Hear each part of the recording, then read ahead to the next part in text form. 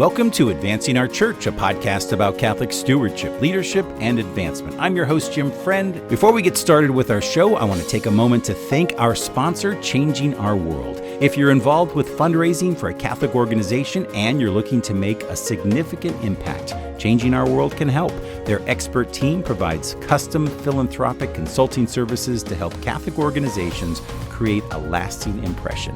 Whether you're starting a new fundraising campaign or you're looking to improve an existing one, Changing Our World can offer the guidance and support you need to achieve your philanthropic goals. Just visit changingourworld.com today to learn more and check out the link in our show notes for easy access. Now, let's get to work. Well, welcome to Advancing Our Church. Brian Crimmins, welcome back to the podcast. So glad to have you back today. Yeah, Jim, thanks. Thanks for having me back. I'm looking forward to the conversation.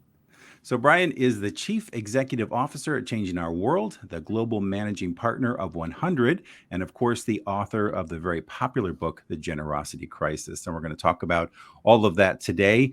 Brian, lately with some of my guests, I've been starting out with kind of a fun way for our audience to get to know them. What is one fun fact that is not commonly known about you?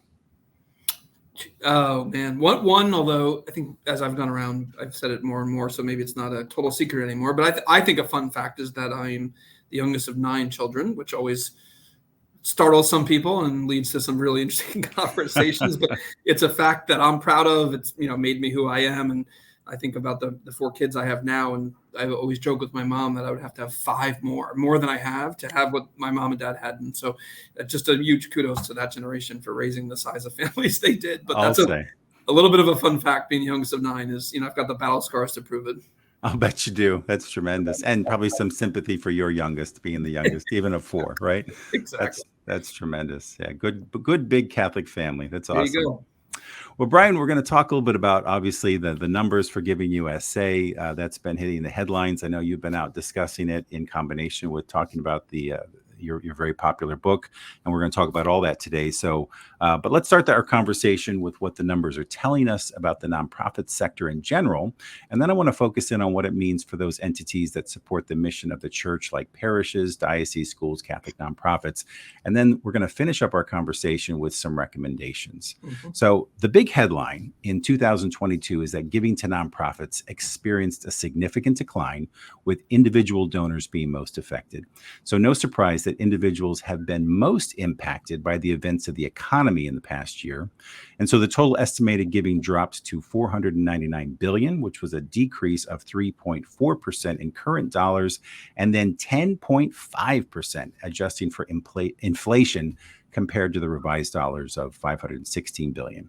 The fundraising effectiveness report also found that the number of donors declined by 10% in 2022, with declines in numbers of donors at every level. So, Brian, I see inflation as playing a big role in 2022, contributing to what you've been discussing in your book as far as a diminishing number of donors. So, what is your take on these numbers just from the macro perspective? Yeah, great question, and great starting question for the whole conversation. I think the numbers are in some regard, they're a little staggering. The drops that we've had, especially when you look at them from an inflation adjusted perspective, as you said, the 10.5% drop overall was the largest single drop, I think, in recorded history. And that's, for me, having been, as Jim, you and I, I'll put us in the same camp, having been in this job and industry a long time. Sure, yeah. The 2008, 2009 timeframe was a rough one with the financial crisis and the financial meltdown. And to think even last year's drop in giving was worse than that, I think puts it, for those who've lived through that time period, that was a scary time in giving. And so I think, to answer your question, I mean, absolutely inflation is playing a role. The stock market, I think, is playing a role. I think psychology, people are just not certain about what tomorrow, the next month, the next year will bring. So I think there's a hesitation in the marketplace. There's no doubt about that. I also think it's a bit of a perfect storm right now, but I think if you look back at which is, by the way, we're very lucky in this country to have the Giving USA report. We're the only country that has now, I think, a 40+ year longitudinal data analysis of generosity and to understand the trends. And so we're able to learn a lot. And I think the one trend that is also ties back to 0809 is the percentage of households that are giving. And that number continues to drop. And it was, in the mid 60s 60% of households that were giving about 15, 20 years ago. And the last time they recorded it, it was 49.6, I believe. And so that's the number, Jim, that Nathan and I have been tracking for a while. That's given us a lot of concern that people are continuing to not be active as it relates to philanthropy. And then when you compound that with inflation and all the the stuff that you talked about, I think you have 2022 that unfortunately Nathan and I were worried was coming when we started writing the book 2 years ago, hence why we wrote the book. But these are really startling numbers. One more thing I'll add to it is that you mentioned individual giving, and that one also, suffering a lot. And there was a 13.4% decline in individual giving, which, judging by the math that Nathan and I have done, it's somewhere around, it potentially means somewhere around 205 million less gifts for giving if you use the average gift number. And it's slightly above $49 billion was not there from individuals that was there the year before. So yeah, it's a little bit of a wake up call. And it's people have asked me this a lot. What is it? What's the one? There is no one answer. I think it's a combination of factors, but I think if you look back at the 15, 20 year trend line, we've been under stress, the market, in terms of those that are participating and those that are supporting. And unfortunately, the roost came home to lay, last year. And so it's a wake up call. But I think, like anything else, and you and I were just chatting, I mean, our industry, if we're good at a lot of things, and one of them is optimism and being able to figure out how to write the way we're on. And I'm absolutely convinced, even though the numbers are not pretty, that we can figure out how to get this turned around. Agree 100%. I'm wondering, I remember back in 08, 09 when it declined as you do. And I remember being told by different folks that I worked with in the industry, if you're flat that year, then you're pretty much up, because most people were down. Yep. Is that the sentiment that you're hearing out there in the field? If you're flat, you're pretty much up from last year, given where we're at? Absolutely. If you're flat, there's real optimism, excitement about holding the line, if you will. Mm-hmm. There's some groups we're fortunate enough to work with who just finished up in June 30 their fiscal year, and they were up, which is incredible. I mean, if you're able to say that. And I just would always caution everybody to look at, there's and this is a big message that I've been out around the country drumbeating. We as an industry have to also start looking at the other metrics, like retention and new donors. And you and I were talking about that before we came live here, because that's, to me, the ability for us to track the health of our market. But yes, to answer your question, just simply, if you're flat or if you're up, kudos, you're doing a phenomenal job, because holding that line in a difficult economic environment like 08, 09 is a great testament to the team and the efforts that everybody must be putting in a situation like that. Absolutely. I concur. And again, about your book, congratulations. I felt fortunate to have you and Nathan. I think I was one of maybe the first podcast I got to interview you as you began this incredible journey, this book tour. And I've been fortunate. I've been watching it online and on LinkedIn and some of your different presentations for the last 6-7 months. And it's just tremendous. How do the numbers for Giving USA, you kind of touched on this a little bit, kind of play into what you're hearing in the field as you're talking to different professional fundraisers and heads of nonprofits around the country? So it's really interesting. Like you said, when we started, so the book came out in middle of November of last year. I think you're right. I think Advancing Our Church was the first podcast Nathan and I ventured onto. So thank you for that. And I would say, November, December of last year was a little, where I went was not a lot. There was a few spots, but come into the new year in January, we started with a speech up in Boston, Nathan and I. And I've remarked to him that since then, so 6.5 months, it's been really interesting to me to sense the audience, whether, descending, they seem to be getting larger, but it felt to me like in the first few months, Jim, it was almost like 75% of the presentation was convincing the audience that we had a problem. And as we've moved out further and further, I find the audience is more like, okay, got that. Yep, understood that. But let's talk about what we can do about this. Let's talk about some of the other, which is, I think, phenomenal. But I think to answer your question, and then when you get into June, when the Giving USA report came out, again, two things I'll say. One is you don't name a book called The Generosity. You don't write a book called The Generosity Crisis to make friends. And and I'm not happy that we are where we are. So I just need to always say that for my own conscience. But of course, but there's been a little bit of the validation since the Giving USA came out. I think that as you and I were talking earlier about the recent LinkedIn Live we did, and Kelly from Amazon Web Services asked the question, which is the first time we've been asked this, which is, what did you all know 2 years ago that today is the numbers are what they are? Why did you start writing this book 2 years ago when the numbers of philanthropy were up and going up and people were celebrating? And so, I think as people have read the book, maybe even had some time to digest it, talk internally, and we've been so fortunate that so many different book clubs have sprung up and people have been teaching each other and learning the book, and which is great. I think that is part of what there's been. Okay, so there's something happening here, but let's start to get on with it. The Giving USA report that came out was a little bit of the icing on the cake, the nail in the coffin, whatever analogy you want to use, that now people are like, got it.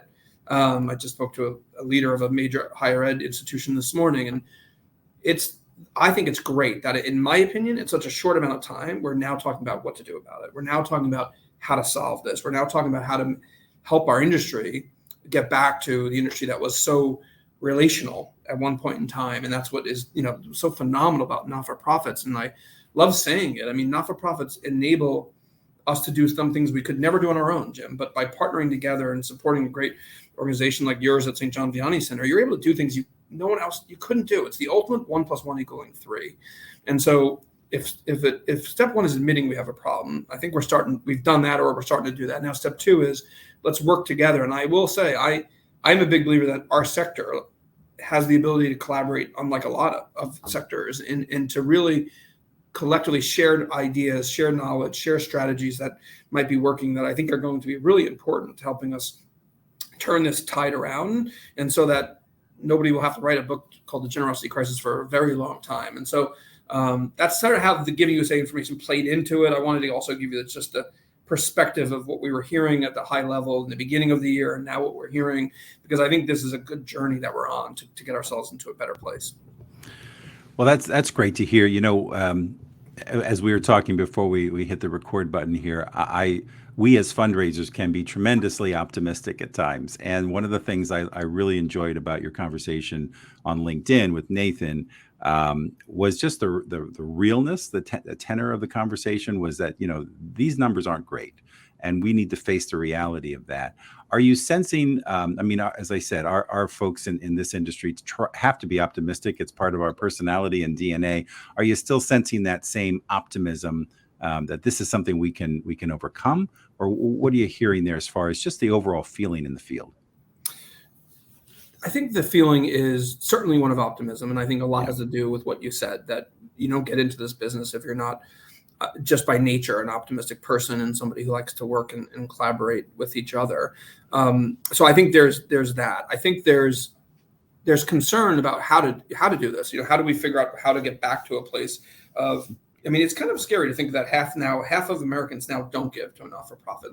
So let's get ourselves back over that hurdle. Let's get ourselves back on the other side of 50% of the population working together. The thing that I'm hearing even most recent, Jim, and I would say by that I mean the last month or two, and I mentioned it on the LinkedIn thing, which is it for me, it only popped in, which is a little staggering. I think I was slow to pick this up, but only about a month or two ago, which is, wow, if you actually understand what we spent a lot of time in writing about the book, and this notion of radical connection, and this notion of that we're in an economy of constant noise and people trying to get our attention and all those things.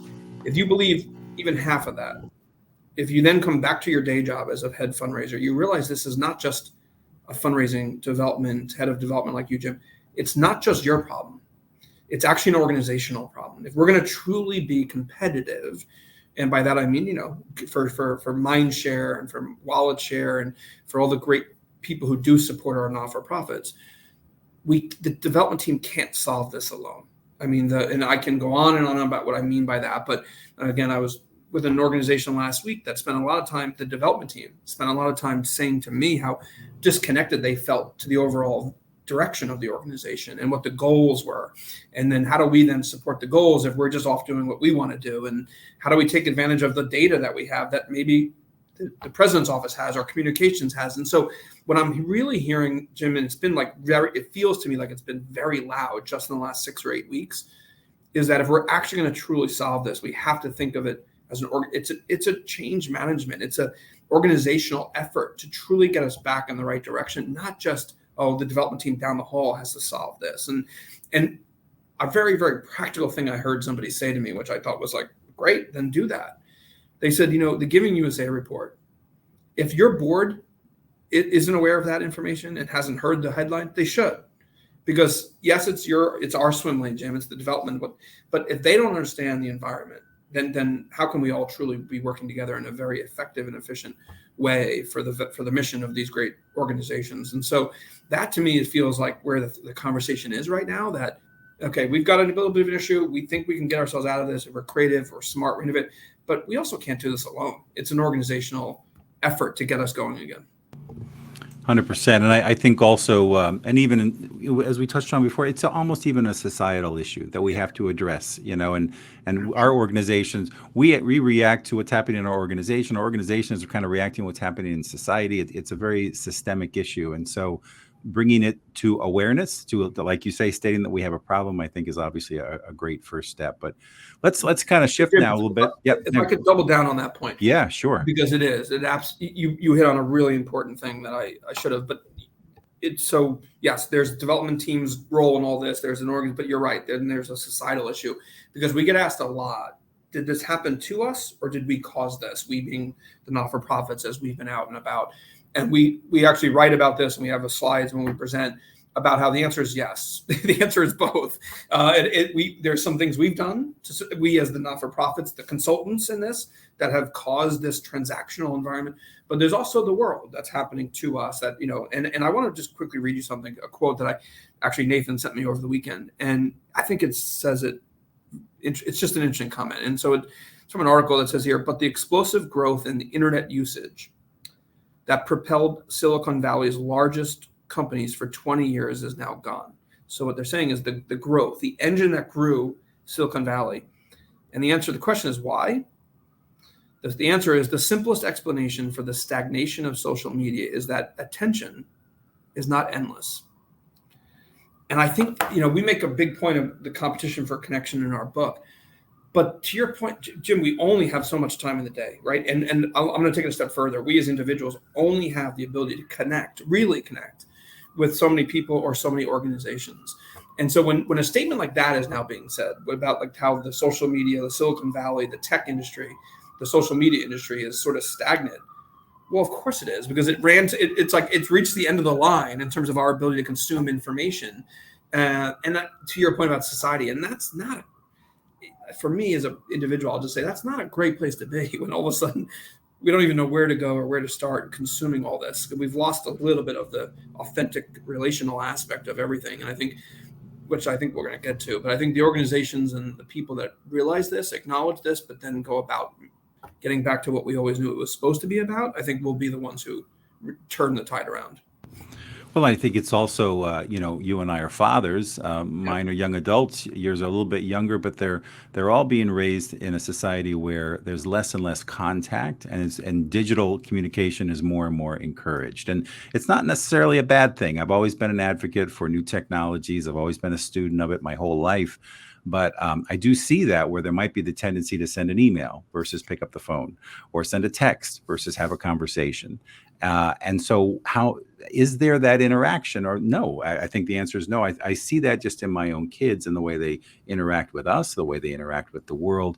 And that's going to be this next generation. How do we connect with them and have those authentic relationships? They are our future major donors, our future folks with wealth.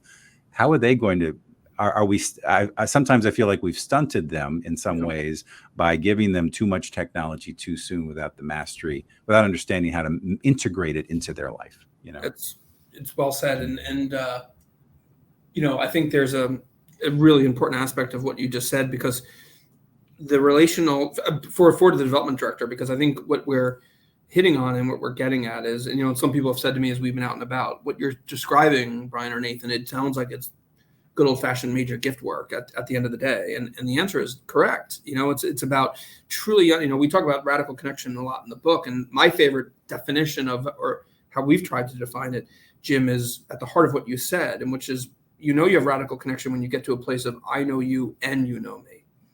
And I think there's only so far you can go towards that statement in the digital space. I know you, and you truly, versus the conversation, as you said, picking up the phone, those interactions, I think, make all the difference in the world, and I think keeping that top of mind for you and somebody in your role, and for anybody who's listening to this, leading a parish or a school or whatever it might be, challenging yourself to making sure you're getting out of what can be a comfort thing, an easier path. I'll just send this text. I'll just do, we have to sometimes be really intentional about building those really key relationships. Absolutely. Well, as you said, let's maybe switch a little bit and focus in on giving to religion. Contributions to religion comprised 27% of all donations to charities in 2022. And we know that giving to religion continues to decrease as a percentage of the total giving each year. It has for many years. I was looking back at some of the facts that were in the report. It was in the range of 36% back in 03 to 07, that 5-year time period. So huge decline just in the last 20 years. But again, inflation played a big role last year. Giving to religious organizations increased. This is interesting. It increased 5.2% in current dollars for 2021, but it decreased when you took in the fact of inflation, down to a negative 2.6%. Also, as you and I might see on Sunday when we attend Mass, according to the Pew Research, 20% of survey respondents reported that they were attending services in person less than before the pandemic. Virtual attendance has become obviously more popular, with 15% of the survey respondents reporting attending virtual services. So, we see less people in Mass. We see that has been a challenge for our pastors across the board. What are you seeing in the field with your faith-based clients and in the conversations that you're having around the country around this topic? Yeah, that's great information you just shared with everybody, Jim. So I think what we're seeing is a bit of what you talked about. So there's definitely faith-based as a market, if you will, has definitely been under the biggest stress, I would say, of all the sectors. And I think in large part because it was the game in town for so long. I mean, so it dominated you saw that pie chart every year. It was religion was the biggest. It took up almost huge, yeah, mm-hmm. Yeah, half the big. So we counted on that, yeah. Correct, and I think just by the nature of the not-for-profit sector diversifying, and I think of things like social service organizations like Charity Water, which didn't exist 15 years ago, building wells in Africa. I mean, you saw this innovation come in, some not-for-profit. So I think my point in saying that is, on some level, I think it's natural to expect what was once the only game in town sees some quote unquote competitors or opposition. But I also think if you then look at the folks that are who associate with religion every year declining, it puts those numbers in perspective. Because I would argue the rate at which people are disassociating with religion and the amount of money still going to religion, I think it's actually it's actually an industry that I know that's kind of odd to say, but I actually think for sort of the market share it should have, I think it's holding up still very, very well. And so that's sort of a general statement. I think what I'm seeing in local markets, and it's tremendous, candidly, is the success. I'm going to go specific here to education, Catholic education, and the success that it had during COVID, and it's having thereafter. I think I'm seeing, and I can't mention names, but we're seeing some incredibly successful fundraising efforts for Catholic education institutions right now. And not only because some of them are in some of the tougher neighborhoods, some of the inner city, and as always, by the way, Jim, always getting tremendous results. I mean, talk about economic upward mobility. Well, show me somebody who does that better than the Catholic schools, and I'd have a hard time believing it, to be candid, just because of the success that I've seen and the data that I've seen. So I've seen through my window, which is what you've asked me, I feel like there's a bit of a resurgence in Catholic education giving.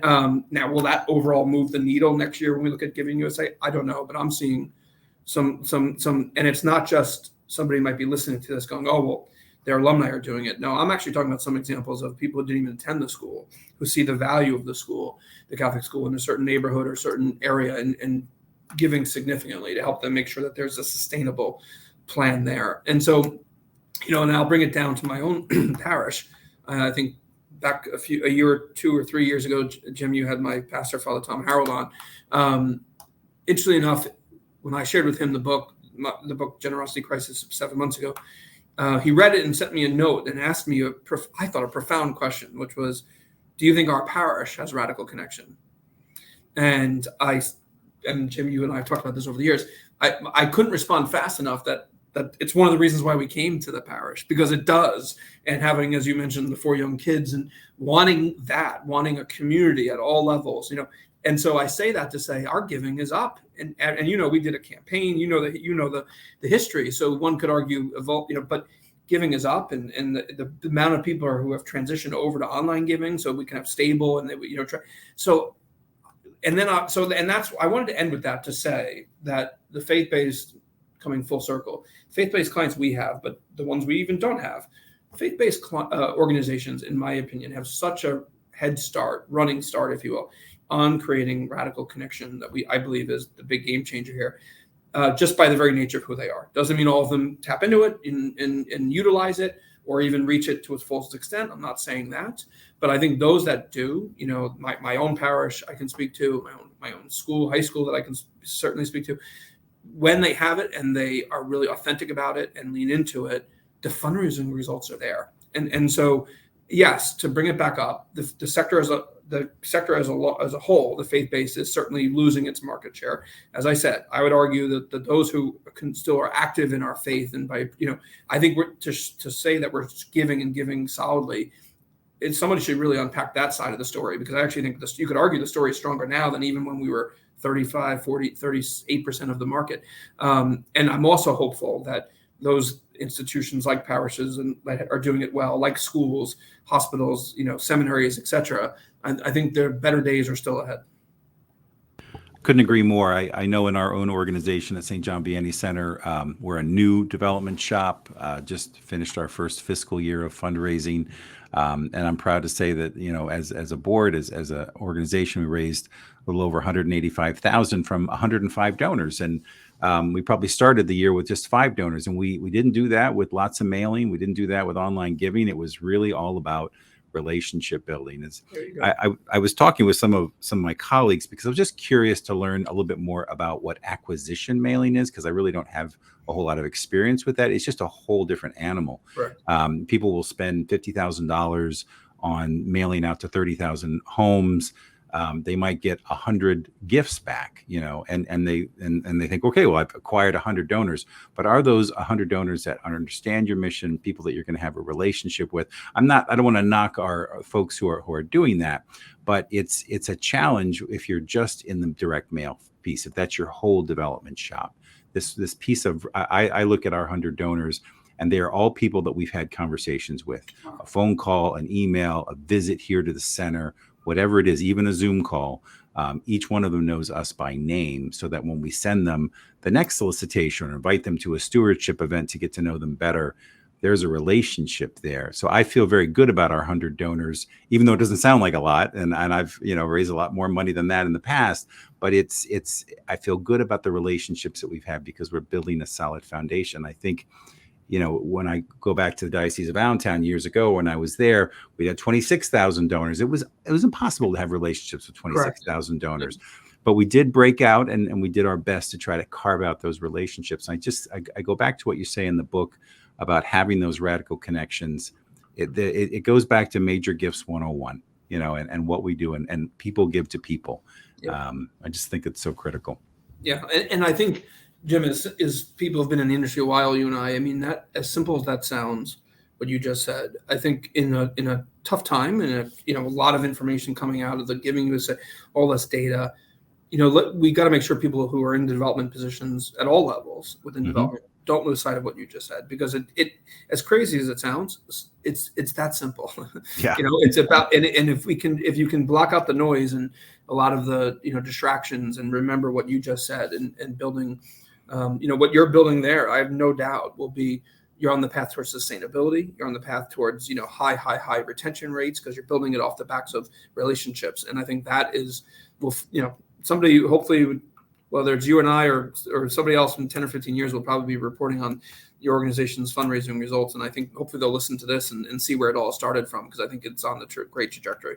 That would be exciting. Thanks. Yeah. So moving to a more hopeful tone, as we like to, but Brian, what are you recommending to your clients? And you pretty much touched on this maybe a little bit already, but especially to those who might be losing donors specifically. Yeah, I'll double down on a point I did bring up earlier, but I think it's worth it. And that is, And sometimes, again, given the DNA of some of the folks who work in development being positive, I think we need to make sure everybody, well, within reason, whoever that is, within the leadership of the organization, they understand what's happening to the market in terms of the giving and how challenging it is. Because I think if they know it, they can help us figure out how best to work together to get ourselves out of this. And so I think my advice would be to make sure your board understands this, if you're or your finance council or whatever your governing group ahead of you is. I think that's really, really important. I would actually even go so far as if you know your donors well enough to talk to some of them about this, whether they know it or not, because inherently in that, I think you're showing concern, but you're also showing you want to continue to build the relationship with them and seek their advice on where to go, where to go next and who else to maybe make sure we're bringing into the fold. Because I certainly think if one thing is a given, that change is constant. And I think we're going to be in this for a while, and meaning this, uncertainty. So I think we just need to all band together and work together. And then finally, I know it sounds really simple, but I think the organizations that are, the left hand knows what the right hand's doing. To the extent that we're sharing, information. Because the good news that the program teams at, say, St. John Vianney Center are doing, and maybe not even thinking about, that's gold to you on the development side and sharing. And I think I hear that a lot with my clients. Just there's sometimes unnecessary disconnects between some of the stuff that's really the mission-oriented work and the fundraising, and making sure and vice versa, closing the loop, that the mission teams or the program teams are hearing what donors are thinking and how grateful they are for the efforts that are being put in. So I think now's the time to overshare with leadership. I think now's the time to make sure we're collaborating internally in terms of making sure that the whole ecosystem is working together as best as possible. And then finally, and this is sort of my, I'll probably be saying this for another 10 years or so. I think as an industry, what I would want to see is that people begin to track metrics that are healthy to the organization. By that, I mean, let's start talking about, and this is something Nathan and I talk about in front of big groups. Let's get to a place where people like you, Jim, who are running development shops, we talk as much about retention as we do as how much money we raised. And I think if we do that, it starts to change the conversation about what some of the tactics and some of the strategies that we're doing. And you're in a wonderful position with all those new donors to really make sure you're doing the right things to keep them involved. And I'll say, when the groups we've been in front of, we often ask, how many of you know the financial goal for your department? And I would say, Jim, 98% of the hands have gone up. When we ask how many know what your retention number is, we've ballparked it at 2% of the audience raises their hands consistently. Wow. 2%. Yeah. So I think there's some practical things about making sure leadership knows. I think there's some practical things about working together. But let's actually look at some of the metrics that drive our industry, because I think the almighty dollar, yes, it's important. But I think chasing that as long as we has gotten us into a little bit of the place that we're in.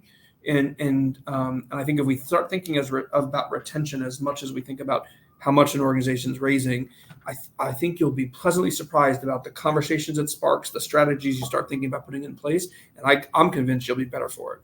I agree. And it takes it out of, as you say, this transactional nature and more into relationship building, because then our fundraising is really about the people that we're retaining. And a byproduct of that is obviously going to be how much money we're going to raise from those people. Correct. So clearly, I know our time is running short, but just want to wrap a couple of more questions in here. I know that your colleague Nathan, your partner in crime, is the expert in AI. But I know you. And by the way, congratulations on episode 100 of Forging Forward. That was exciting. I watched that last week. That was exciting, yes. and what a huge success. I remember when you and I first started talking about the podcast, and look at you guys. I followed now. Your lead, Jim. I learned from the best. You're too kind, but it's great to see how the show has evolved and how many people you all have impacted on that. But I know you did a show on AI specifically, and you had Nathan talk a little bit about it. What are you hearing from your clients, and what are some of the common use cases you're seeing for development shops using AI, especially as we look at a lot of our folks might be like myself, we're one-person shops, and so we have only so much time. And what are you seeing out there in the field? Yeah, I mean, besides some of the misconceptions, which we don't have enough time to do. Right. So I would, it's interesting because I get to follow sort of Nathan around when this topic comes up. And besides him being one of the smartest person in the space on this, in my opinion, I've had the opportunity, like recently in Seattle, we were done talking and a woman came up to me because Nathan was preoccupied with a few other folks. And she said to me, I run a small museum. And I'm just curious, like, what, I assume that this isn't for me, right?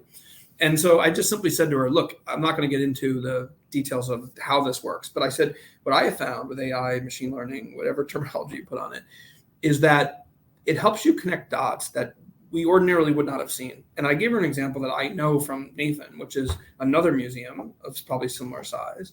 When they put all the data in and they let the machine figure out the patterns, it really, it sort of came back to the table the machine did with, those that come on Tuesdays and Thursdays are the most likely to be donors. Those that come from within 15 miles, and it starts giving what I call, Jim, ahas in a way that, it normally would take, if you even found out this information, it'd probably take a week, two, maybe doing this level of analysis. Yeah. This information is coming regularly, and it allows, to me, when you understand that, and you understand that this stuff doesn't even cost that much anymore, that's the other thing. Everyone thinks it costs a lot. It doesn't. The learnings, the ahas, the connecting of dots that I've seen it through Nathan's team do, actually, I get really excited by it because it allows, I think of all the people I've met in my career who are phenomenal relationship people. And for a long time, we've been in the mud trying to figure out data. And it allows those people to get back to think, oh, if this is true, if the people that come on this day or their first gift is $500 or more, the likelihood of them becoming a six-figure is significant. It brings that quickly it brings the intelligence to people like you, Jim, who can then look at it and say, okay, if this is true, why don't we do this or why don't we do that? And to me, that's getting the fundraisers back to where they need to be, back in that relational, the strategic nature of everything. That's why I'm excited by it. And I think too many not-for-profits still, I think, are dismissing it as only what the big guys will do. And I don't have enough data to get started or all those things. And I would really encourage you to look again because it's really powerful. It's really effective. And it allows people to get back to do what they do really, really well. And it's not that this is why you should do it either. But if you realize that pretty much everything else in our life is running this way, it's I mean, literally, Amazon. Whether we know it or not, honestly. Yeah. Right. Yeah. So it just allows us to be competitive and with how the rest of the world is operating. Absolutely. I mean, the more information we can have about why somebody gives to us or what excites them, then that leads those authentic relationships. It doesn't replace them, but it adds to them and it augments whatever intelligence you can have. Correct. So that you can have those good and meaningful conversations. I agree. I think that's tremendous. So going back to Giving USA, just to kind of wrap a bow around it, we talked a little bit about this as a societal issue, as an organizational issue, as a fundraising issue. But do you think that we can turn this around? Are you still hopeful when you look at the numbers? I am. I am. I'm very hopeful. So let me make sure I say that first and clear. Sure. I don't yet know. Someone's asked me this recently as well. I don't yet know if we've hit the bottom in terms of the percentage of households or the drop. But I am been. As I said earlier, I have been thrilled with what feels to me like, okay, we got it now. Let's get on to fixing it now. The speed at which that has happened in the audiences that I've been fortunate enough to be in front of says something to me. It says something. And Jim, people have said, and it's way too kind and way more credit than we ever deserve. But I've had people say to us, and so has Nathan, that the book has created a safe space to talk about this. What used to be rumblings in our industry is now people are talking about openly as keynote addresses at conferences and the follow-up. And the book provides a framework and a language for groups to talk internally. And I think that, coupled with everybody else in this space who does great work. I'm convinced that is why we will. That's because of the talent in our industry, because of the care that people have, and the people we get to work with, like you're David, your leader there. Those are the reasons why I am optimistic that we will get out of this. So I think as I said, we first had to acknowledge it. We had to look ourselves in the mirror a little bit, but the speed at which people are already talking about how to do this, and the success at which I've seen people incorporate data, to your last question, beginning to adopt it. Those are some of the reasons why I am convinced we will be writing a book, hopefully, that is all about the turnaround and not about the continued downturn. Well, that'll be a great book indeed. Brian, any final comments before we close?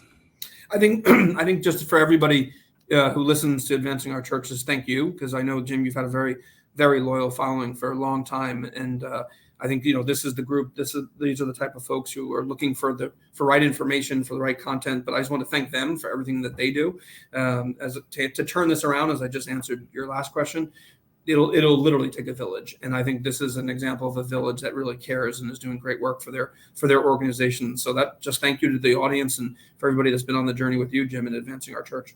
Absolutely. And thank you for your support of the show and for continuing to share your knowledge and your wisdom with us. And it's always great to be with you, Brian. Yeah, Thank likewise, you. Jim.